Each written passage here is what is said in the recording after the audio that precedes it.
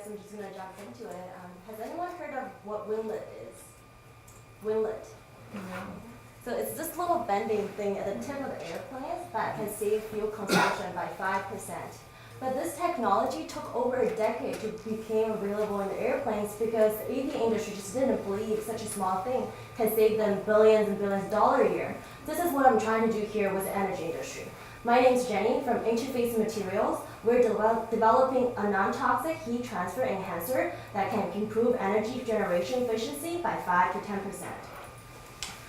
10%. First, I want to quickly show you what heat transfer heat exchange is. It's no different than in tailgate. We put beer in an ice bucket to cool down the beer. This blue tube outside has cold water running through it, trying to cool down the hot water going through the small red tube inside. So over time, we'll have a lot of buildup in the system. We have unwanted biofouling, corrosion, to reduce the efficiency of the system. And this costs a lot of money, a lot of water, electricity. These metals are expensive, the servicing charge is high, and the input of energy generation is what? Natural resources, coal, and byproduct is carbon dioxide, which is the major driver of global warming. So our solution is a proprietary technology, a non-toxic coating that's very thin, goes on top of these metals to enhance heat transfer by 5 to 10%. In addition to that, we prevent biofouling. Like in this picture, under 4 months fresh water passing through these tubes, the one on the left-hand side, industry standard, started building algae in it, and the one on the right-hand side with our material still have a very smooth surface. From the number of Energy Power Research Institute, which is the Forbes or the Nature, depending on what your industry is coming from, of the power industry, they show that with our technology, for this kind of improvement efficiency, they can save $6 million in a mid-sized power plant in a year, and the carbon emission can reduce 400,000 tons. And current technology for this problem is water treatment, which is dumping chemicals in the water, trying to dissolve the gum on the metals. And unlike our technology, unlike water treatment, does not treat the water, but the metal directly. So you don't have to spend money, customers don't need to invest in these expensive equipment, or they don't need to treat the water at the end of the day before disposing it. The market in the power industry, in the water treatment segment, combined with the heat exchanger in the power segment is over $5 billion. We reach our customers through direct sales. Currently, we have 4 power plants actively talking to us in our sales channel, and we have assigned the first pilot project with Steward Power last Friday, fully funded through Metropolitan Edison Company Sustainability Research Fund. Other than that, we have also paid contracts, conducting testing, collecting data to help us with the sales. I put the Wrigley logo here because I've been actually talking to Sean Corner, trying to set up our pilot study on the island to aid our contract with the Navy, testing the durability of our product in the marine environment. We have a really simple model, fee for service. First year, we charge a plant $100,000. They get $1 million cost saving. Starting year 2, every year we charge them $500,000. They realize they gained a profit of $5.5 million. And our cost comes from customer acquisition, the materials, application. I have more detail on the data here. It's mainly from the approved contract we had with the Steward Power Plant. We have a net profit margin of 60%. We have a stellar team in Interphase Materials combined with MBAs and PhD scientists in material science and bioengineering. We also have 7 advisors, have deep relationship in the power industry and water treatment. Together, we have the patents, the knowledge, experience, and passion to solve these economical and environmental challenges we're facing today, which bring back to the social impact. I want to tell you to remember again, we're saving 400,000 tons of CO2 emission per plant per year. Interphase, we have the commitment to safety, improve efficiency of power generation, and really delivering the sustainability energy promise. With the prize money from the Wrigley competition, we want to fund more pilot projects, maintain relationship with current customers, and acquire more customers. Thank you very much for your time. I'd like to take any questions. Great pitch. Thanks for sharing this with us.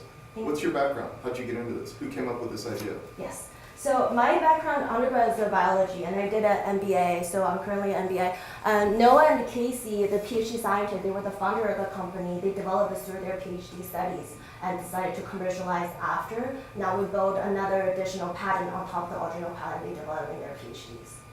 So Got we it. have So, two patents. so there's two patents Yes. that, where do the patents stand? The first one has gone through the first stage in the patent pending. The second one just filed this January. Cool. So these guys were from Pitt Yeah, and Carnegie Mellon? Yeah. Is that what it says? yeah. Or oh, Central Michigan, sorry. Oh, sorry, I had it wrong. It's Carnegie Mellon. I had a mistake there.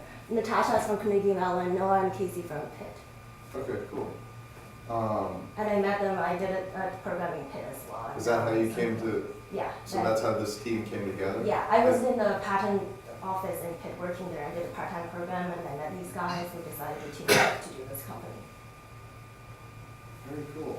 And they're still back in Pennsylvania? Yes. And you're out here with your team. So Yeah. who's actively working on this right now? So everyone at the bottom are full-time employees of the company right now. I've been part-time because I'm still doing a study at USC here, but I've been involved for about a year. And the two new members we just got them this year. So so you have 4 full-time folks right now working on this. Yeah. What's the funding been to date for the business so far? So we won a lot of competitions in the past as well. Had $150,000 in competition money, and SBIR is really our major funding source. We finished the phase Sorry, one. who's that? SBIR was the U.S. Navy. It's a government contract program to help you to do more research and studies. It's being funded by U.S. Navy. So that's phase one is $150. Paid to today is $70,000. Was the $80,000 we wanted to do a study at the Catalina Island I'm talking about, and we just accepted phase two, which is $1 million contract, which is signed. So that would be additional funding to us as well. And we did some project with some of the customers. I can't really disclose. There are a lot of government entities here, but they've been giving some contract money as well. And we also had $150,000 convertible note from Accelerator we've been to before. Which one was that? Alpha Lab Gear. Sorry? Alpha Lab Gear. Alpha Lab? Alpha Lab Gear, yeah. Alpha Lab here. Yeah. Okay, so that's the only equity that's in the deal. They have $50,000 in equity. The 100 is convertible note as a debt. Okay, so 50, so they're gonna do it for 150. Was there a cap on that note? No, actually. Uncapped note? Uncapped. It's some sort of discount? Yes. What discount? It's 10%, 20%, and 30% for 3 years, and then after 3 years, all 30%. Got it. Very cool. Who's doing your sales for you right now? Noah and I have been doing mainly of the sales. So you're doing, this is part-time sales that you're doing, and you already landed a power plant? Yeah. I'm doing the school part-time as well, so I spend more time on this actually. I can keep asking you questions. No. I'm wildly, we haven't even talked about the actual technology of the product or anything. I'm kind of blown away that this is, did you set us up, like, you give us set us up for a home run right out of the gate, and now gonna be like this? Like, Name to please. jeez, okay. Well, I have some questions on just the business model in terms of the cost savings, and just if you can walk me through just how you're saving money. You know, I understand not fouling the pipes, but how are they currently spending money to clean the pipes, and how is that putting money in their pocket?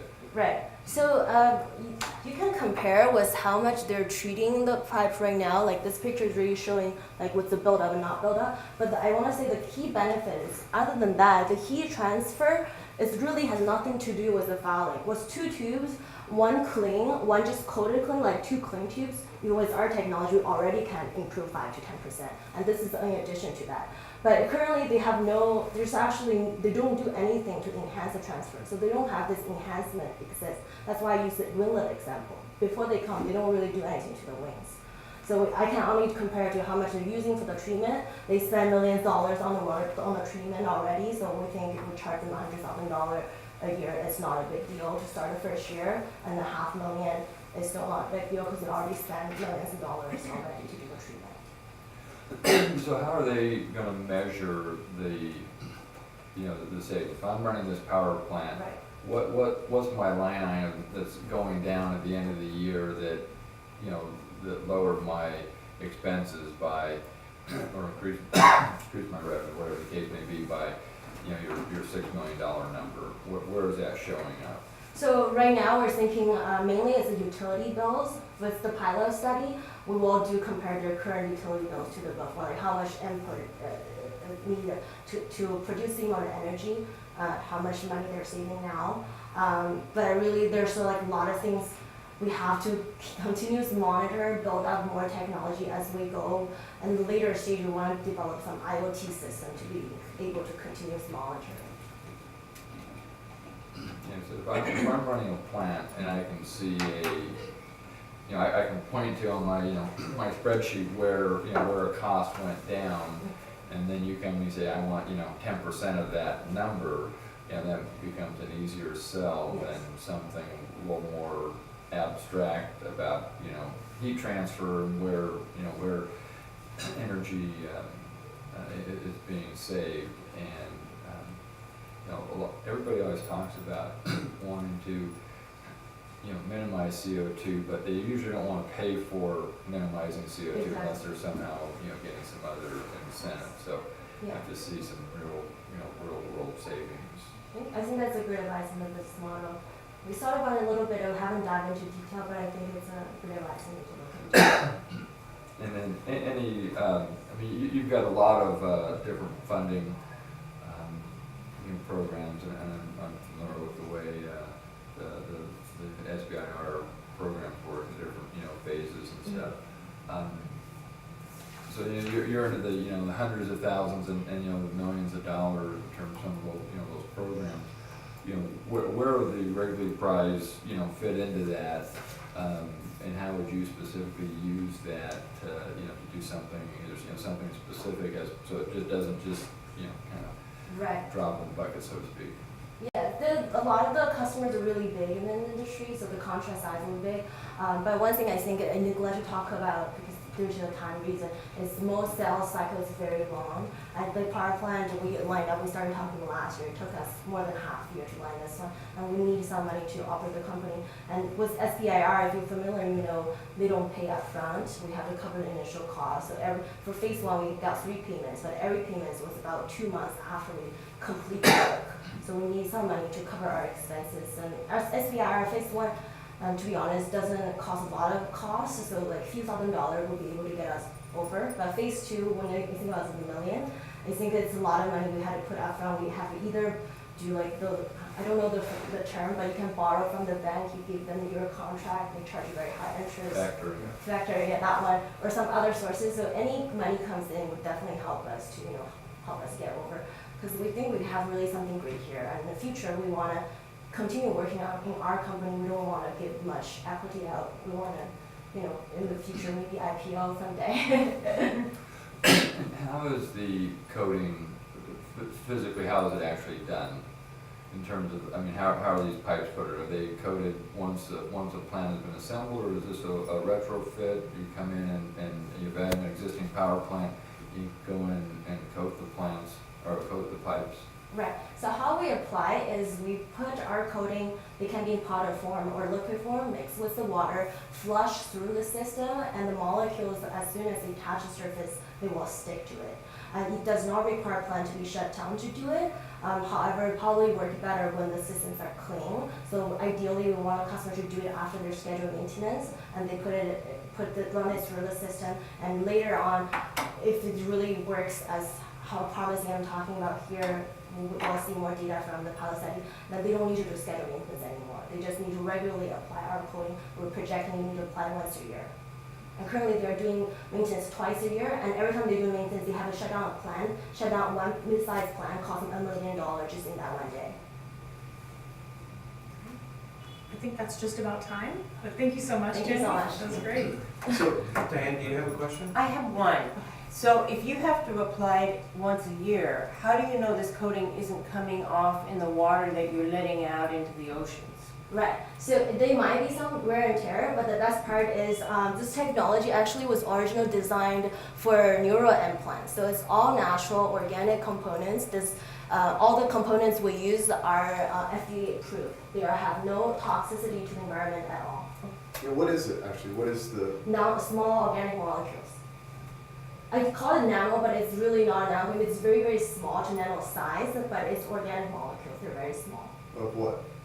The information is proprietary, but some carbon chains, but I can't really discuss too much details. Cool. Thank you Thank very you. much. All right, thank you. Tim.